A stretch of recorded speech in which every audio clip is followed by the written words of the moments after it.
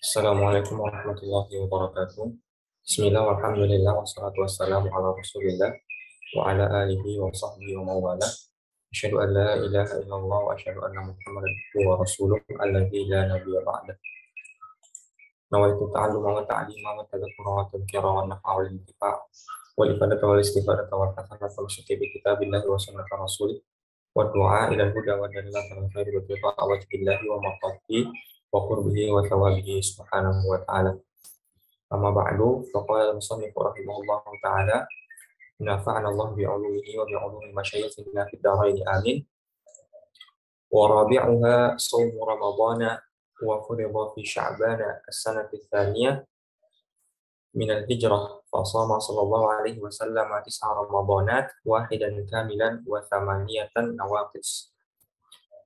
Yang keempat dari rukun Islam, yang keempat dari pokok-pokok Islam, yang keempat dari fondasi-fondasi Islam adalah berpuasa Ramadan. Yang mana puasa Ramadan tersebut furidha fi sya'ban sanati tsaniyah min al-hijrah, difardukan, diwajibkan, diturunkan syariat puasa Ramadan itu pada bulan Sya'ban pada tahun kedua Hijriah. Berarti kalau seandainya Rasulullah SAW itu wafat di tahun 10 Hijriah dan difardukan atau diwajibkan pada bulan Sya'ban tahun kedua Hijriah, secara otomatis berarti Rasulullah SAW berpuasa sebanyak 9 kali Ramadan. Ada 9 puasa Ramadan yang dilalui oleh Rasulullah SAW. Rasulullah SAW tis'ah Ramadanat, 9 Ramadan yang dilalui oleh Rasulullah SAW. Dari 9 tersebut wahid dan kamilan, satu di antaranya kamilan. Kamilan berarti maksudnya 30 hari sempurna. Wa tsamaniyatan nawaqis, 8 di antaranya itu dalam keadaan naqis, berarti 29 hari seperti itu. Ya, Rasulullah wafat tahun 11 Hijriah ya, karena kan pada tahun 11 Hijriah di bulan Rabiul Awal Rasulullah wafat, jadi belum sempat menemui bulan Ramadannya seperti itu. Selanjutnya, qala Utsman bin Sulaiman As-Suwaifi fi Tuhfatil Habib, berkata Syekh Utsman bin Sulaiman As-Suwaifi, wa inna ma summiya hadha asy-syahru bi hadzal ismi li'annahu ma'khudun min Ramadan. Ya. Kenapa dinamakan dengan bulan Ramadan? Kenapa atau alasan apa yang melatar belakangi penamaan bulan Ramadan dengan istilah Ramadan? Katanya beliau, karena terambil dari kata Ramad. Jadi Ramadan terambil dari kata Ramad. Apa itu Ramad? Artinya ihraq, membakar. Li ramadubi fihi ay ihraqiha. Karena pada bulan tersebut terbakar dosa-dosa kita. Jadi kalau kita masuk ke bulan Ramadan, kita berpuasa, kita memperbanyak melakukan ibadah, sama saja kita sedang membakar dosa-dosa kita sendiri seperti itu. Maka karena bulan tersebut bulan dibakarnya dosa-dosa kita, maka disebut dengan bulan Ramadan seperti itu.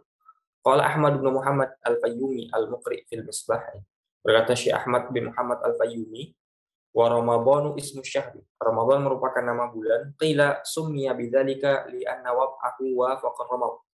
Ya. Atau dalam pendapat yang lain dikatakan bahwasanya dinamakan bulan tersebut dengan bulan Ramadan karena penamaannya sesuai dengan kondisi saat itu.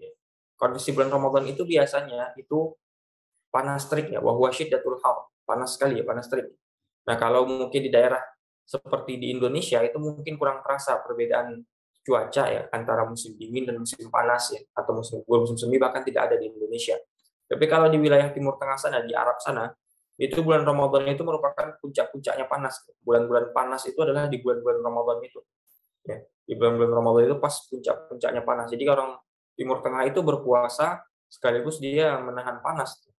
Nah, makanya karena sangat panasnya itu disebut dengan Ramadan. Karena panas itu bahasa Arabnya Ramad. Ramad itu bahasa Arabnya dari panas. Nah, karena kondisi yang panas maka disebut dengan bulan Ramadan. Wa jam'uhu Ramadanat wa Ar-Ridha. Jamak dari kata Ramadan adalah Ramadanat atau Ar-Ridha seperti itu. Ya. Tafsiratun, nah ini penting, qala Ahmad bin Hijazi Al-Fashni, berkata Syekh Ahmad bin Hijazi Al-Fashni, wa qad qila, ya, dikatakan ya, jadi ada yang mengatakan apa? As-shaumu umumun wa khususun wa khususul khusus.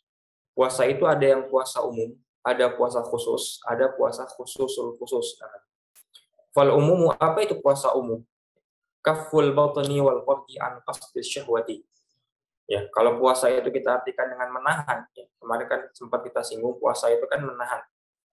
Apa itu maksudnya puasa umum? Menahan perut dan menahan kemaluan dari segala macam bentuk syahwat.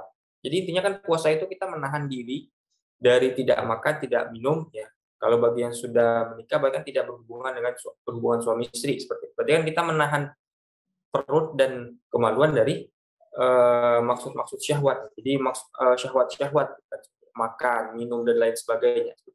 Nah, hanya sebatas menahan hal-hal itu saja itu disebut dengan puasa umum. Ya, puasanya orang awam pada umumnya seperti itu.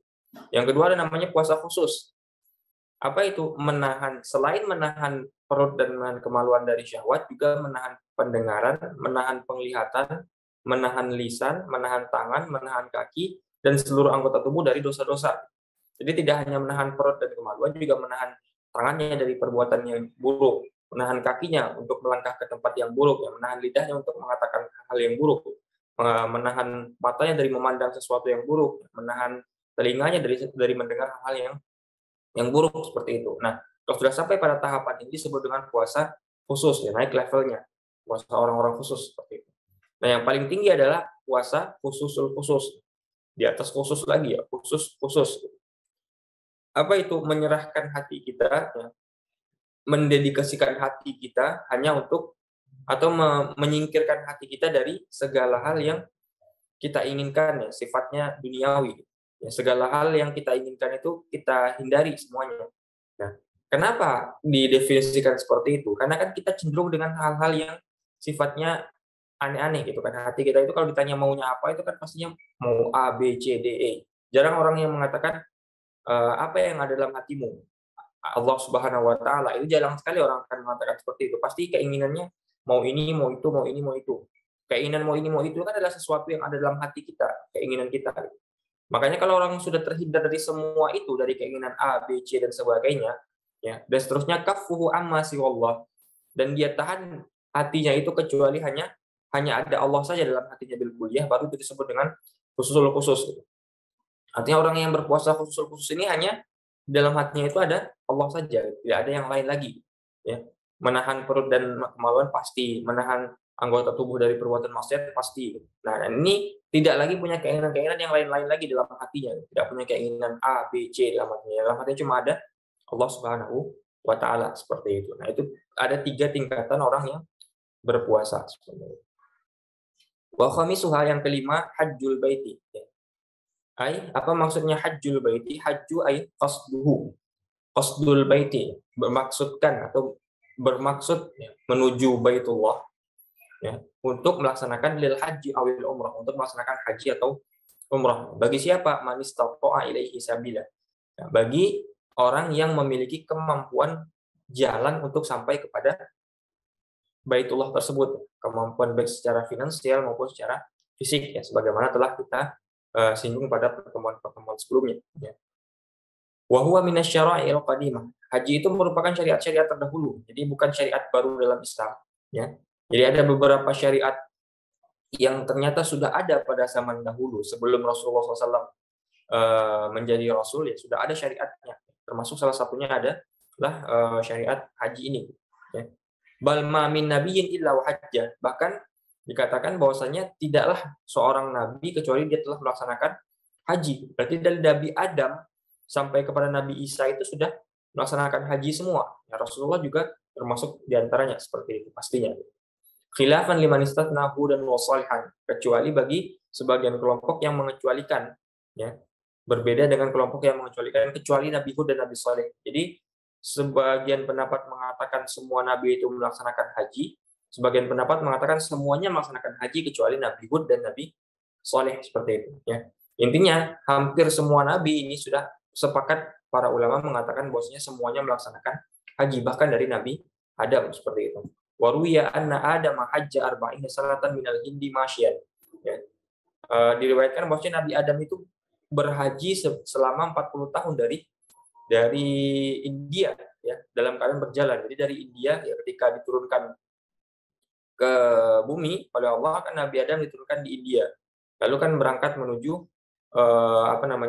menuju tempat bertemunya dengan istrinya Siti Hawa gitu kan.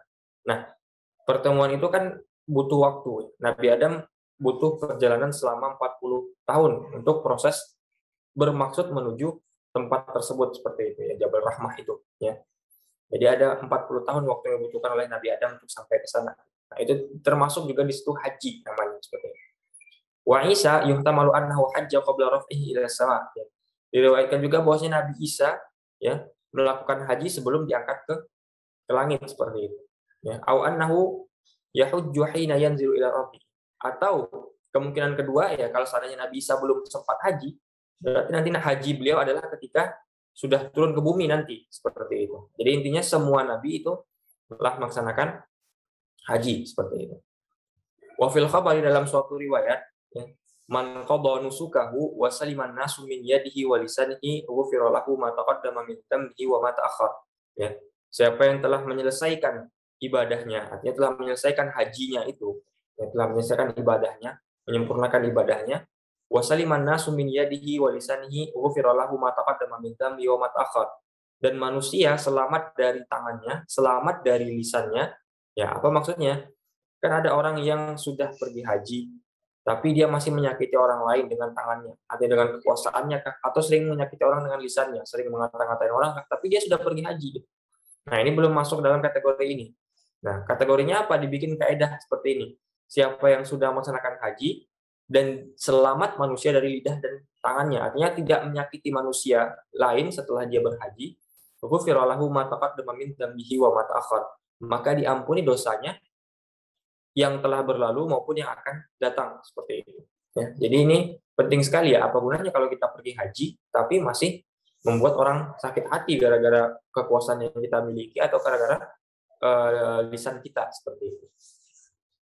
Wa infaqud dirhami al-wahidi fi dzalika ya'dilu alfa alfi fi maswah. Ya. Menginfakkan atau mengeluarkan harta ya, 1 dirham untuk pergi haji itu setara dengan berapa ini alfu 1000 100.000 ya, sejuta dirham untuk ibadah yang lain. Jadi kalau kita mengeluarkan harta sedikit saja di haji itu bandingannya itu sudah berkali-kali lipat dengan kalau kita mengeluarkan harta di ibadah-ibadah lain. Untuk sholat kita keluarkan 1.000.000 dirham itu bandingannya baru 1 dirham untuk haji, itu saking mulianya atau keutamaan haji seperti itu. Wa warada fil khabari, diriwayatkan juga dalam sebuah riwayat, lam ajidhu, akan tetapi Syekh Nawawi Al-Bantani tidak mendapatkan khabar tersebut, tidak mendapatkan riwayat tersebut. Annal baital harama yahujjuhu kulla amin sab'una alfan minal bashar. Baitul Haram itu ya, Baitul Haram Makkah Madinah itu ada orang yang pergi haji ke sana setiap tahun itu 70.000 manusia. Ya, dalam riwayat ini 70.000 manusia. Fa idza naqasu an dzalika atammahumullahu azza wa jalla minal malaikah. Kalau seandainya nanti kurang yang pergi ke Mekah itu dari 70.000 orang, nanti Allah akan sempurnakan menjadi 70.000 dari golongan siapa? Dari malaikat. Ya, jadi malaikat juga pergi haji untuk menyempurnakan kekurangan dari 70.000 ini kalau seandainya kurang. Wa idza zadu ala dzalika yaf'alullahu ma yurid. Kalau lebih dari 70.000, maka Allah berhak untuk melakukan apapun yang dia kehendaki seperti itu. Wa annal baital ma'mura fis sama'ir rabi'ati tahujju ilaihi al malaikatu kama tahujjul basyaru ila al baitil haram. Ya. Tapi para malaikat itu tidak berhaji ke Baitul Haram, tapi namanya Al Baitul Ma'mur ya. Al Baitul Ma'mur berada di langit yang keempat. Nah, para malaikat pergi berhaji ke sana sebagaimana kalau kita manusia pergi berhaji ke Baitul Haram. Ya, jadi tempatnya malaikat itu di langit keempat hajinya di Baitul Ma'mur, kita di Baitul Haram seperti itu. Ya. Nuktah Hukiya an Muhammad ibn al-Munkadir, diriwayatkan dari Muhammad bin Munkadir, Syekh Muhammad bin Munkadir, annahu hajja 33 hajjatan. Ada orang bernama Syekh Muhammad bin al-Munkadir, beliau telah melakukan haji sebanyak 33 kali, 33 kali berhaji. Falamma kana akhiru hajjatin hajjaha, pada haji terakhir yang dia lakukannya, berarti haji yang ke-33 itu, Qala wa huwa bi Arafat. Dia berkata sedangkan dia sedang berada di Arafah. Beliau sedang berada di Arafah, dia berdoa. Allahumma, ya Allah, innaka ta'lamu anni, sesungguhnya engkau mengetahui bahwasanya aku qad waqaftu fi mauqifi hadza salatan wa salasina waqfatan. Aku telah berada di sini 33 kali. Engkau mengetahui hal itu, ya Allah. Fawahidatun an fardhi, maka satu dari 33 itu merupakan kewajibanku. Karena fardu dari haji itu kan satu kali seumur hidup. Satu di antara 33 itu merupakan fardhi, yang wajib dariku. Wasaniyatu an abi, yang kedua untuk orang tuaku. Wasalisatu an ummi, yang ketiga untuk ibuku. Berarti kan satu untuk fardunya dia, yang kedua ya untuk ayahnya, yang ketiga untuk ibunya. Sisa 30 kan. Wa ushiduka ya Rabbu, ya. Aku bersaksi kepadamu ya Allah, ya wahai Tuhanku, anni wahabtus salasina liman waqafa mauqifi hadza wa lam taqabbal minhu. Dan 30 lainnya ya, aku berikan untuk siapapun yang berdiri di tempatku saat ini sementara hajinya tidak diterima. Jadi beliau ingin hibahkan 30 hajinya untuk orang yang tidak diterima ibadah hajinya oleh Allah Subhanahu wa taala. 30 kali gitu, seperti itu. Nah, niatnya kan baik, tapi apakah disertai dengan keridhaan Allah juga, atau disertai dengan sesuatu yang benar juga, ya falamma dafa'a ay rahala min Arafat, ya, ketika beliau berangkat dari Arafah wa nazala bil Muzdalifah, dan sampai di Muzdalifah, ya beliau tertidur, nudiya fil manami, dalam mimpinya, dalam tidurnya itu beliau dipanggil, ya Ibnul Munkadir, wahai Ibnul Munkadir, atatakarramu ala man khalaqal karama wal jud, apakah engkau ingin merasa lebih mulia dibandingkan mereka, dibandingkan Allah Subhanahu wa taala yang Maha menciptakan kemuliaan. Nah, jadi kan tadi seolah-olah Syekh bin Munkadir ini kan ingin mengatakan, ya udahlah, saya cukup satu untuk orang tua saya satu, ya ibu saya satu, ayah saya satu, 30 haji saya sedekahkan atau saya hibahkan kepada mereka yang tidak terima ibadahnya. Gitu. Mereka kan memberikan cuma-cuma ke 30 orang lain seperti itu. Nah, namun yang demikian itu ditegur kan. Atau dalam mimpinya ya seseorang menegur, apakah engkau mencoba merasa lebih mulia dibandingkan zat yang Maha menciptakan kemuliaan? Inna Allah Ta'ala yaqulu laka wa izzati wa jalali qad ghafartu liman yaqifu fi arafatin qabla an akhluqa arafatin bi alfi amin. Ya, sesungguhnya Allah Subhanahu wa taala telah berkata apa? Demi kemuliaanku ya. Sungguh aku telah menghapuskan dosa, telah mengampuni siapapun yang berdiri di Arafah. Ya, sebelum aku menciptakan Arafah itu sendiri selama 1000 tahun. Jadi 1000 tahun sebelum Arafah diciptakan, semua orang yang akan berdiri di sana itu akan diampuni dosanya. Jadi ini seolah-olah sebagai teguran gitu kan. Untuk apa berikan 30 haji itu kepada orang lain, sementara Allah sudah pastikan, sudah beri jaminan orang yang berdiri di Arafah Allah akan ampuni dosanya, seperti itu. Nah, ini kan seolah-olah ingin menunjukkan kepada kita kemuliaan dari haji itu. Jadi haji itu sudah berangkat haji, insya Allah pulang dari haji itu sudah diampuni dosa-dosanya oleh Allah Subhanahu wa taala. Karena janji Allah apa? Allah telah mengampuni dosa orang yang pergi haji, yang berada di Arafah itu bahkan sebelum Arafah itu diciptakan selama 1000 tahun. Jadi 1000 tahun yang lalu sebelum Arafah diciptakan itu sudah diampuni dosa-dosa orang yang akan pergi ke sana, seperti itu. Nah, itu kan luar biasa sekali dari haji itu, seperti itu. Ya. Kemudian ini setelahnya hanya masalah berkaitan dengan lafaz saja, tidak ada yang terlalu perlu dibahas, ya. Itu bisa dibaca sendiri. Jadi kita cukup sampai di sini, wallahu a'lam. Pada pertemuan berikutnya kita akan mengkaji mengenai rukun iman, seperti itu. Baiklah, sekian pembahasan kita pada pertemuan kali ini. Semoga ada manfaatnya. Semoga bisa menjadi manfaat untuk kita semua. Kita tutup pertemuan kali ini. Akhirul kalam, wabillahi taufiq wal hidayah. Assalamualaikum warahmatullahi wabarakatuh.